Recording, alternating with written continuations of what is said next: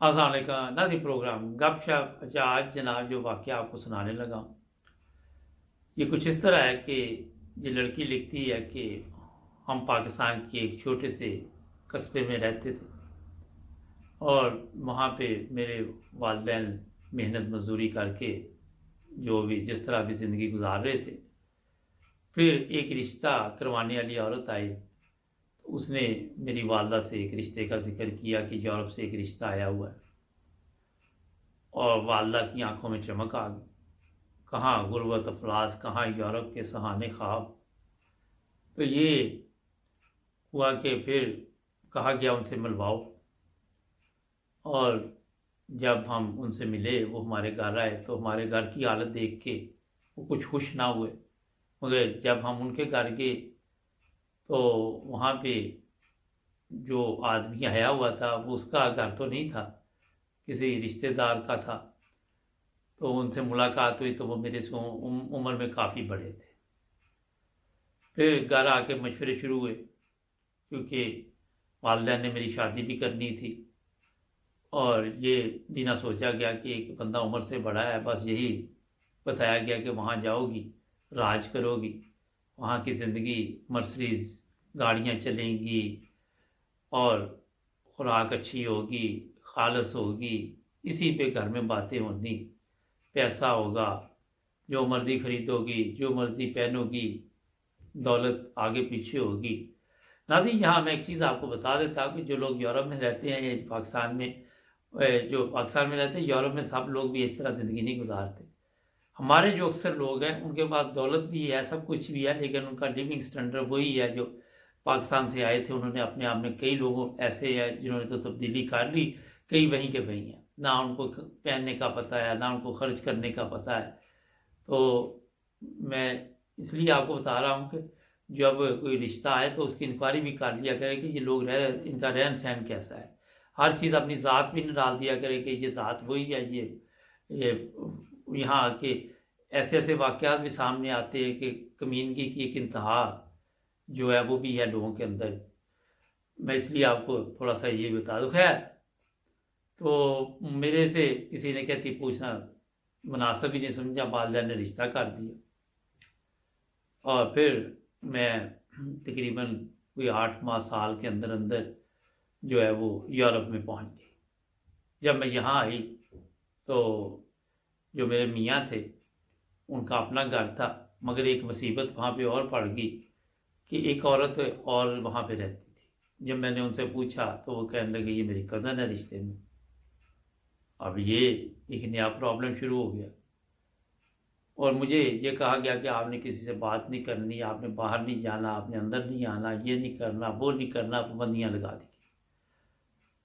और मैं बड़ी परेशान कि ये किस मुसीबत में पड़ गई। फिर एक बच्ची हुई तो मैंने सोचा हालात बेहतर हो जाएंगे, मगर पर्दे के पीछे कुछ और ही चल रहा था। वो जो कज़न थी उसके साथ मेरे मियाँ के जो तल्लुकात थे वो मैं बता नहीं सकती, और मेरे पे पाबंदियाँ होती थी। वो दंदनाती फिर रही थी हर जगह पे।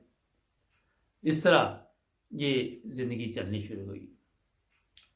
फिर आहिस्ता आहिस्ता मैंने बड़ी कोशिश की। मैं पढ़ी लिखी थी कि किसी तरह अपने मियाँ को अपनी तरफ मुतवज्जा करूँ। दूसरा बच्चा हो गया, मगर मेरा मियाँ जो है वो वैसे का वैसे ही रहा। कहीं मुझे सैर की इजाज़त नहीं थी, कहीं ट्रैवल की इजाज़त नहीं थी। कभी वो मुझे किसी दूसरे मुल्क में नहीं लेके गया कि कहीं पे सैर पे चलते हैं। और वो जो बता रहे थे कि वो उनकी कज़न है, उनके साथ है वो बाहर भी जाते, घूमने फिरने भी जाते।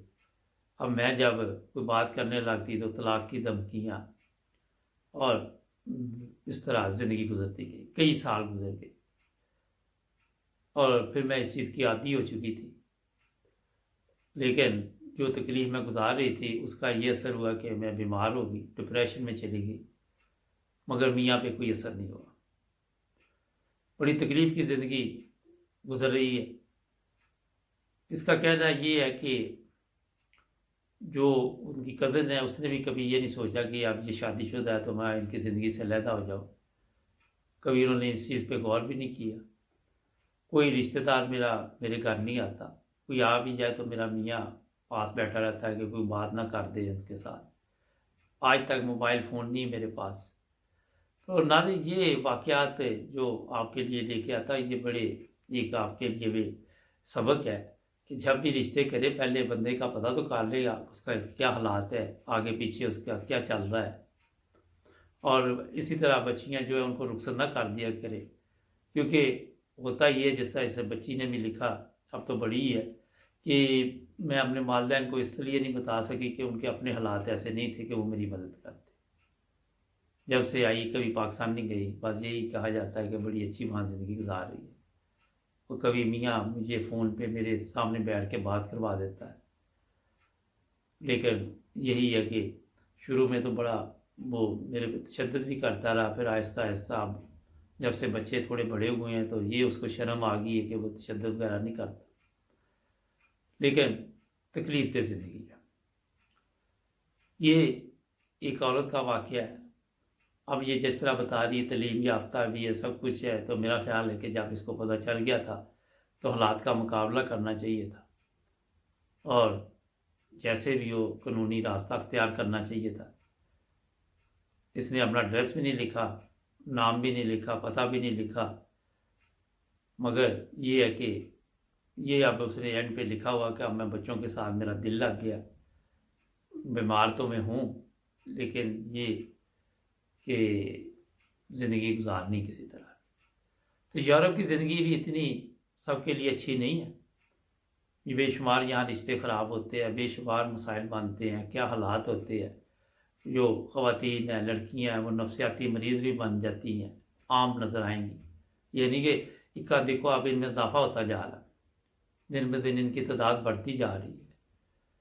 पाकिस्तान से यूरोप आके एक अच्छी ज़िंदगी ठीक है, हर एक का ख्वाब है, मगर जब यहाँ आके आपको देखने को कुछ और मिलेगा तो आप भी परेशान हो जाएं। जब भी बच्चों के रिश्ते करें, फौरी तौर पर सबसे पहले जो सबसे ज़रूरी चीज़ है कि जो बंदा वहाँ पे, अब इसमें एक और इशू जी, हमारा वहाँ पे कोई नहीं, पता कैसे करेंगे। तो जब आप पता नहीं कर सकते तो फिर रिश्ता ना करें। जब आपके पास इतनी पहुँच नहीं है कि किसी के अपनी बच्ची को आप ऐसी रुखसत कर रहे हैं, तो क्यों उसकी ज़िंदगी जहन्नम बना रहे हैं आप। ये जो पाकिस्तान में, हिंदुस्तान में, दूसरे एशियन गरीब ममालिक में लोग रहते हैं, उनके लिए भी एक सबक है कि जो भी हो, पाकिस्तान में अगर कोई ऐसा रिश्ता मिल जाए, गरीब ही हो चाहे, मगर आपकी आंखों के सामने तो होगा ना। जहाँ पे भी आप लालच करें कि बगैर सोचे समझे, या तो आपको पहले पता करना होगा, तो फिर वहाँ पे ये बेहतर है कि रिश्ता किया जाए। हमारे चैनल को सब्सक्राइब करें। अगर आपके पास भी कोई वाक़या तो भेजिए। जुड़े रहे 9 न्यूज़ टीवी के साथ। मिलेंगे कल नए प्रोग्राम में। अल्लाह हाफ़िज़।